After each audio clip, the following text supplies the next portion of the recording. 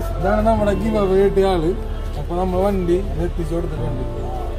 സംഭവം പറഞ്ഞ പേരൊക്കെ അടിച്ചിട്ടുണ്ട്, കാര്യങ്ങളൊക്കെ സെറ്റ് ചെയ്തിട്ടുണ്ട്.